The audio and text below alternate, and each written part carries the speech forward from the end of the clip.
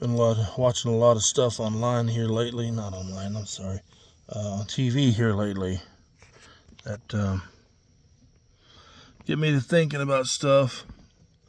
And oddly enough, Star Trek Picard is one of those shows.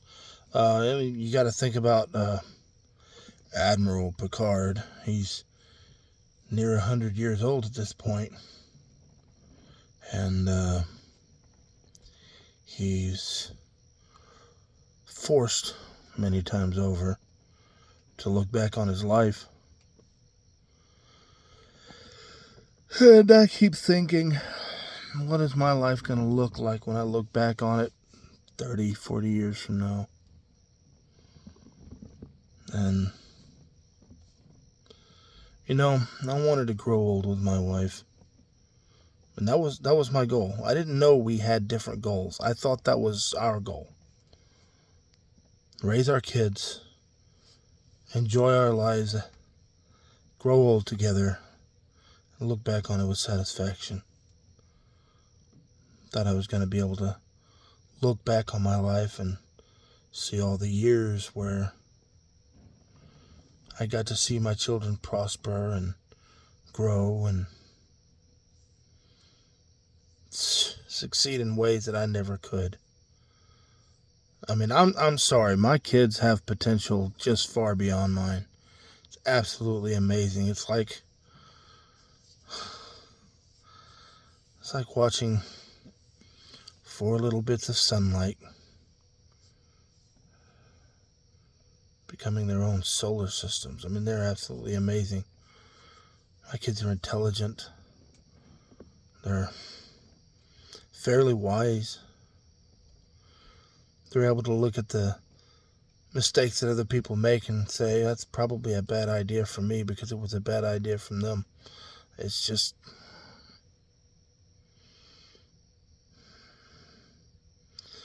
Before I had kids, I never could have imagined that I would have been able to produce children so incredible. And before all of this divorce stuff started, I just imagined them growing up, moving out, starting their own lives, starting their own families. And I could just sit there with my wife and look back on all those years and see where we were. And just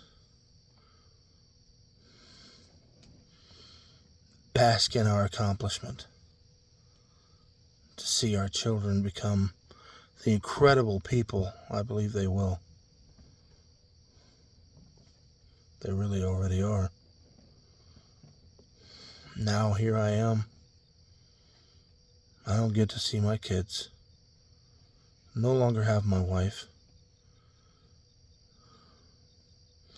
And I don't know what my future's going to look like. So movies that reflect on that sort of thing kind of get to me. But I keep thinking 30, 40 years from now, when I look back on my life, what on earth am I going to see? When I'm gone, what are my children going to remember? What are they going to know? Are they going to see the person they were told I was?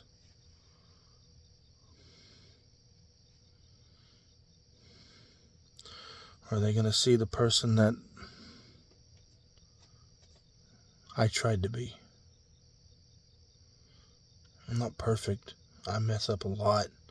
I mean, even now, my behavior, my outlook, my perspective, it's all changed so drastically. I'm not even the same person I was 2 months ago. But today reminded me that there's still so much work to do. I was working on a motorcycle that was so aggravating. I almost lost control. I complained the entire time. I wanted so bad to just throw something or find something to break. I know that's not very mature, but I am working on things. I'm trying to I'm trying to change my outlook so that behaviors like that are no longer possible. It's not the same as changing your behavior. You can change your behavior and still have the same immature outlook.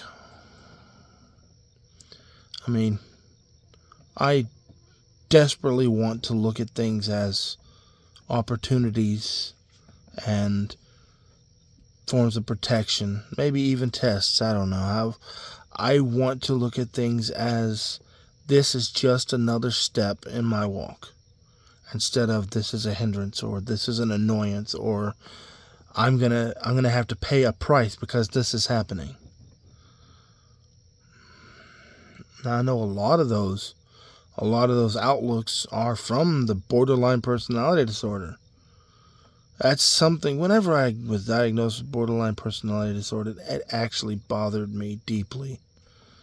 Because even though the intent is different, even though the difference between narcissistic personality disorder and borderline personality disorder is a gulf, a lot of the behaviors are the same, and I don't want that. I don't want the rage. I don't want the outbursts. I don't want the outlook where when something happens, it's an insurmountable obstacle. I want to be able to look at it and say, okay, well, this difficult thing is an opportunity for me to do something different. Or this difficult thing is an opportunity for me to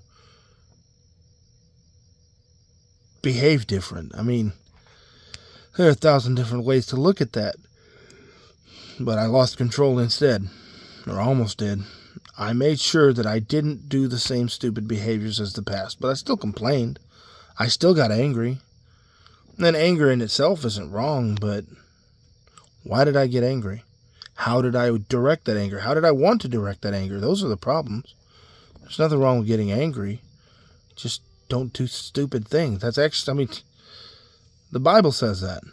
You can believe the Bible or not, but even if you want to just look at it as another book written for men, there's a lot of wisdom in it. I believe that it is inspired. I believe that it is a book that contains the history of God's actions on earth.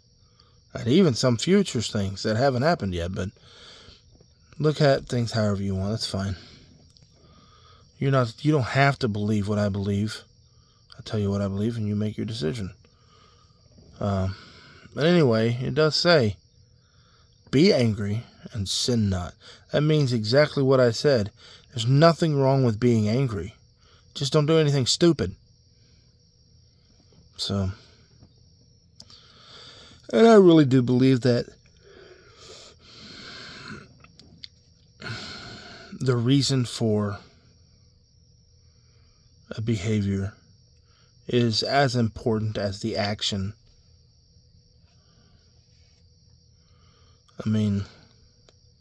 If you're getting mad at something childish or annoyed, just being so annoyed that you become angry, that's wrong. There's such a thing as righteous indignations where you get angry for a proper cause, a worthwhile cause. When you're getting angry just because there are obstacles, then there's a problem. Something I'm working on. But anyway, I do try to work on myself. I try to not just change my behaviors, but my outlooks as well. Oh, that's nice.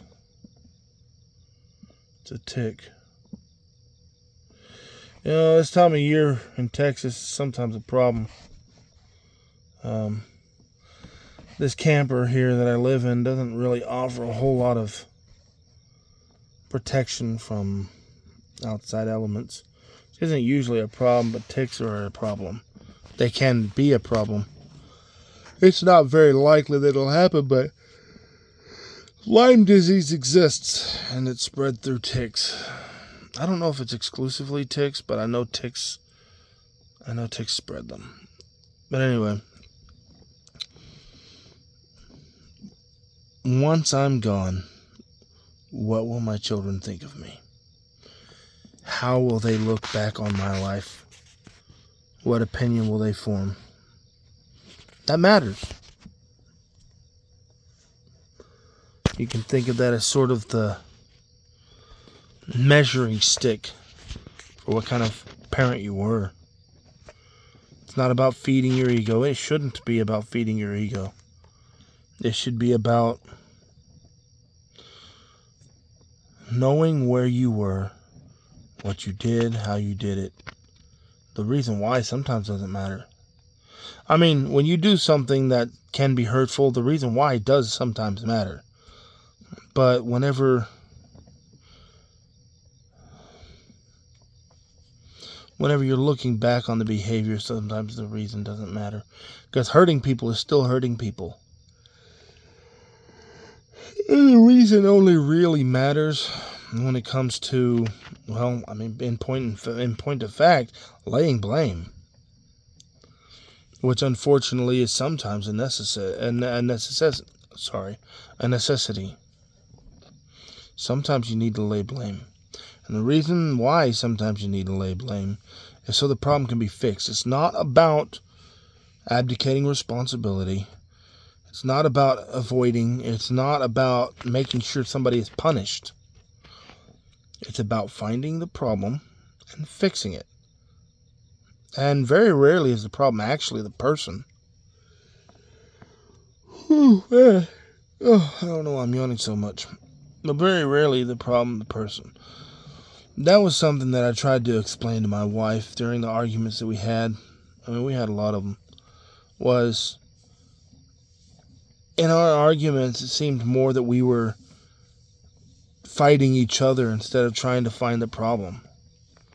It was supposed to be us against the problem, not us against each other. Unfortunately, that sort of thing never really got resolved, and it always ended up just being us against each other, and the problem never got resolved. I mean, even now, the problem's still there.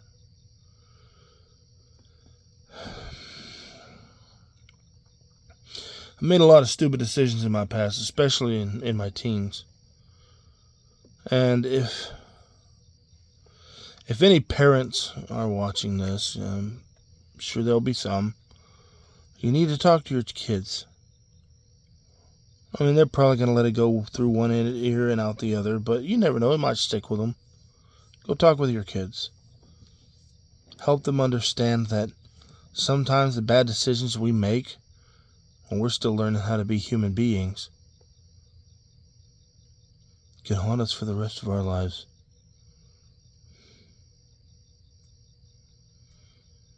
I mean, the mistakes you make when you're a child could very well dictate the course of your life as an adult. It doesn't matter how sorry you are. Sometimes it doesn't matter what effort you put in or what work you put in to fix what's broken. Sometimes you just pay a price to pay a price, and that's it. I want to do more than just pay a price, but a lot of that opportunity has been taken from me.